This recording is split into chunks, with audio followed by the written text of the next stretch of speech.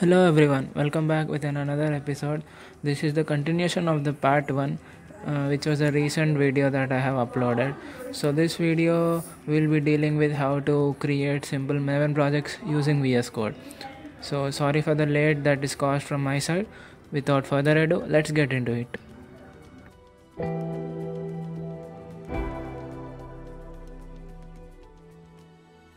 So the first important information that I would like to share with you all is that we have to uninstall Apache Tomcat version 10 and install any other older versions. So here you can see that I have installed Apache Tomcat 9.0.45 because 10 was not working perfectly with the servlets and other things. After unzipping the zipped folder that you have installed from the Apache Tomcat website, we have to try to just start the server by double clicking on Tomcat version w.exe. The version can be of any older versions other than 10. So here you can see I am getting some error. It is because that my server has not yet installed, though I have installed the Tomcat binary folders. So we have to open command prompt and type in service.bat install to install the server in our systems.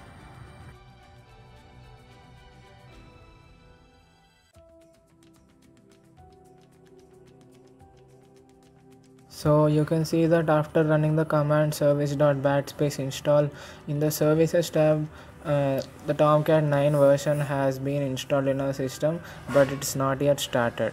So we have to start the Tomcat server again by executing the Tomcat 9 w.exe file.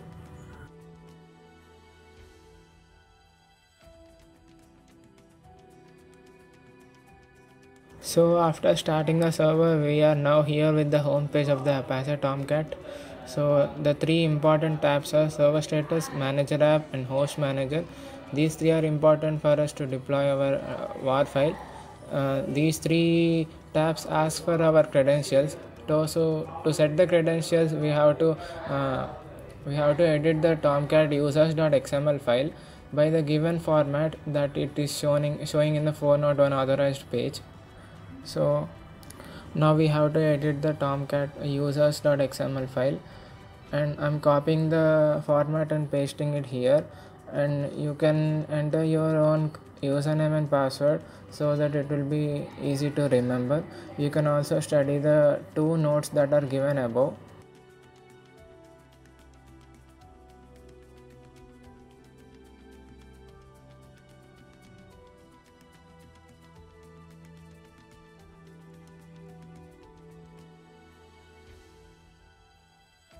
So these are the credentials for the manager GUI, which works fine for the first two tabs that are present in the Tomcat homepage. It also provides an admin GUI credentials, to which we have to set the credentials again for that, and the role for the name of the role will be admin-GUI.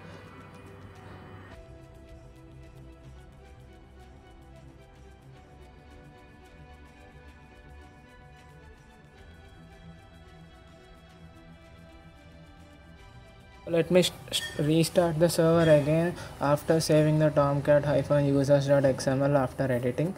So now you can see that we are able to access the three tabs that are useful for checking the server, deploying the war file, and many other useful purposes.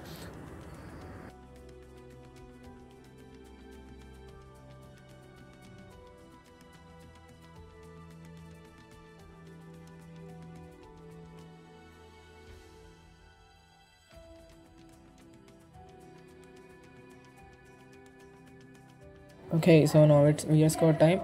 Create a new folder for your project and open that folder from VS Code.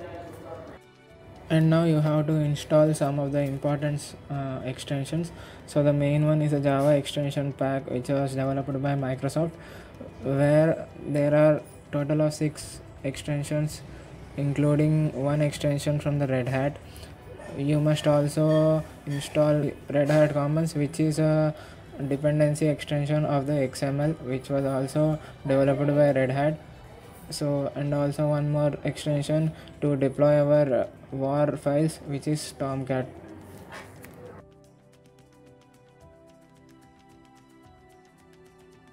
Now open your command palette and search for Java, create Java project, select Maven and then select Maven archetype web app, choose the latest version and choose the directory in which your project must be located. I am choosing the current directory in which I am working on, so it will take some time.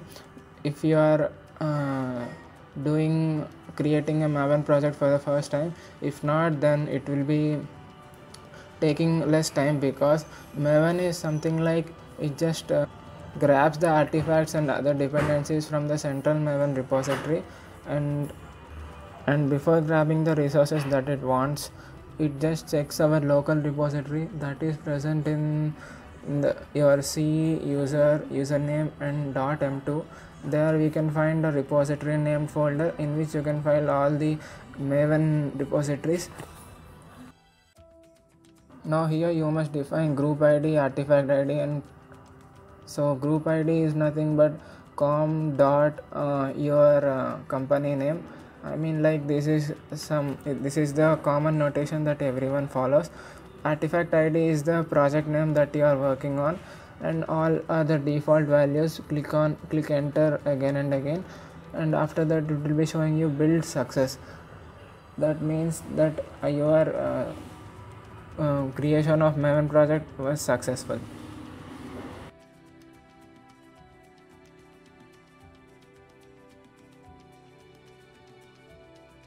While the project gets loaded for us, we have to get the dependency for the Java Servlet API.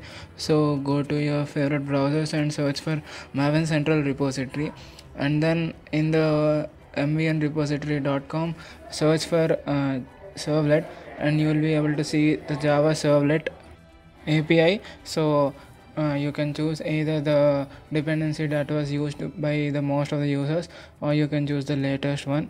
I will be choosing the dependency code for the servlet API that was used by the most of the users. So now we have to change the directory in which we are working on. This is because to access the special tool that is provided by VS Code, the extensions that we have installed. So now I will be changing the directory from my current directory to the project's main root directory. So, and I will open VS Code from that directory. So now here you can see that tab called as Java projects has been created by us. It is just a functionality of the Java extensions that are provided by VS Code. This is very important for our development process. After opening VS Code again from the project's root directory, we have to create a folder called as Java inside the main folder of the project.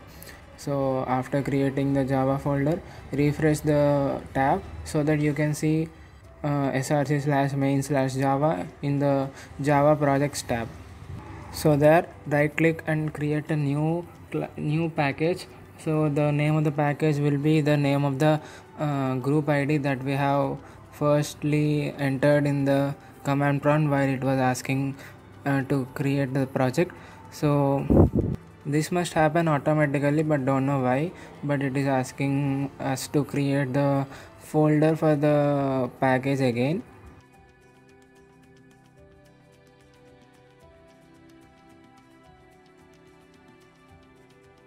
So now I am creating a index.html by replacing the index.jsp. Here I am just creating a simple form which accepts a name or an input from the user and a button click from the user. And after that, paste the dependency that you have copied from the Maven Central Repository official website into the dependencies section in the repom.xml file that was created while initializing the project. So here in pom.xml for huge Maven projects, we have to add a lot of dependencies. Now it's the time for us to program the servlet. So here I am just typing line by line so that you can see how the IntelliSense works with the help of the extension that we have installed. I have just created a function called as process request, which will be called by the methods which are defined in the HTTP servlet class, which are generally used methods which are do get and do post methods. So these are to be overridden by our process request method. So what this servlet does, so this servlet takes in the input that was inputted by the user in the index.html and displays the user's name with the path of the servlet web page, that is request.getContextPath, which is a method of servlet request class. Printrator class is the type of class which throws errors, so it is better to surround our code which displays the HTML and the body in a try catch block.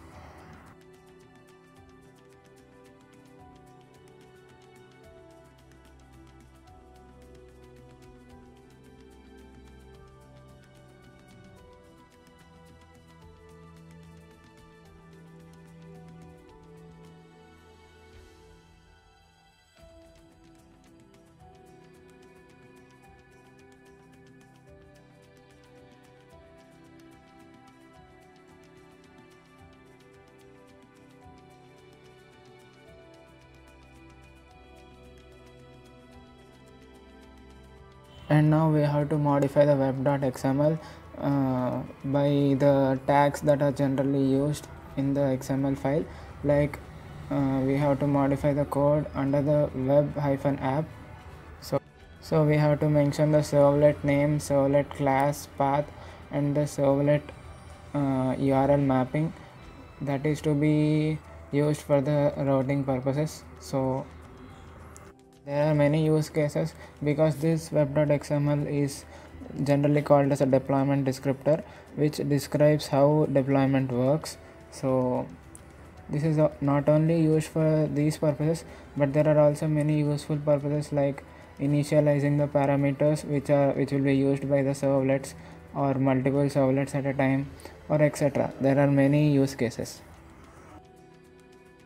And then after defining the servlet mapping in the web.xml file, we have to edit the index.html file's form action, so that the action that must be done after submitting the form must be the route of the servlet that we have mentioned previously in the web.xml. So that must be done carefully so that our servlet works perfectly.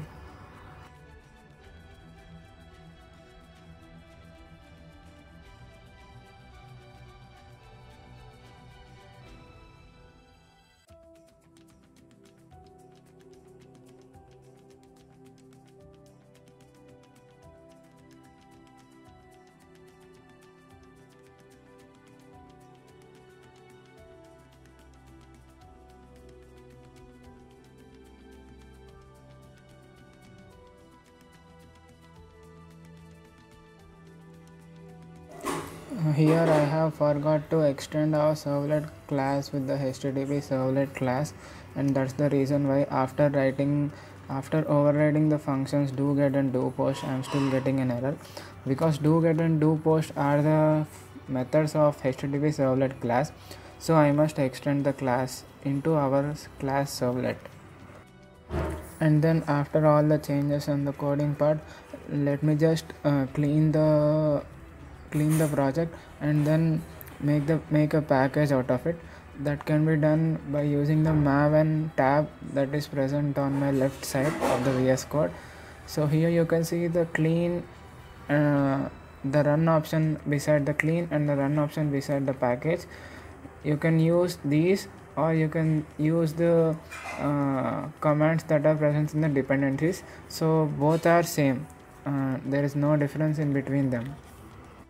And then after the command prompt showing build success, you can go and check out your project's directory.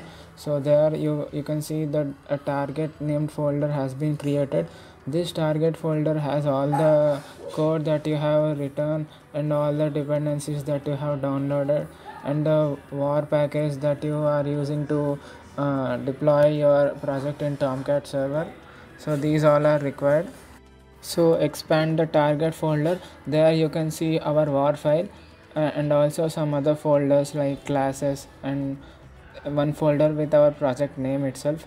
So on the folder with our project name, right click, and you can see the options like debug on Tomcat server or run on Tomcat server.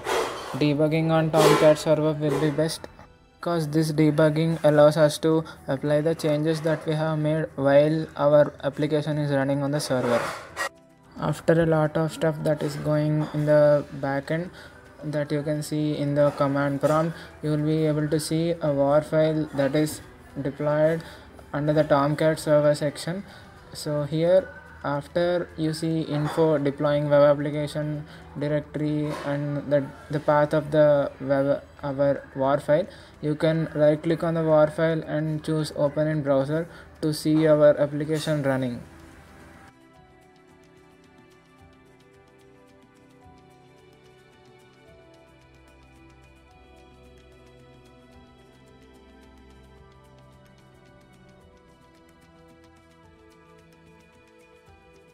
So this is the demonstration of my project, which helps us understanding and to know more about servlets, how they work, and many methods that are present in the servlet classes. So I have started the Tomcat server using startup.bat, and so now you can see our Tomcat homepage is currently running on localhost port 8080. You can check out my project link below in the description. I have also added CSS, so by just observing about the project that I have made, you can understand how the CSS can also be applied to the HTML pages.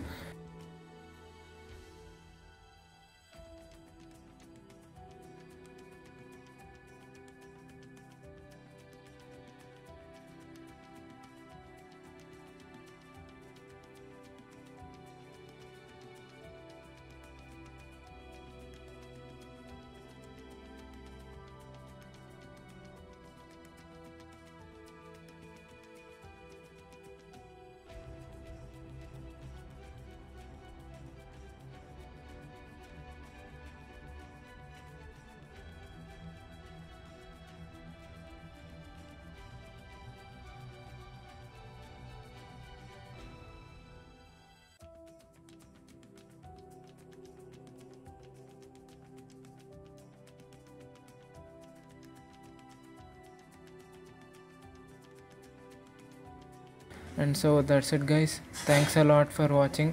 Thanks a lot for the support that you have shown for the previous part 1. So because of all you guys, I'm able to make this part 2. So part 3 is also coming soon.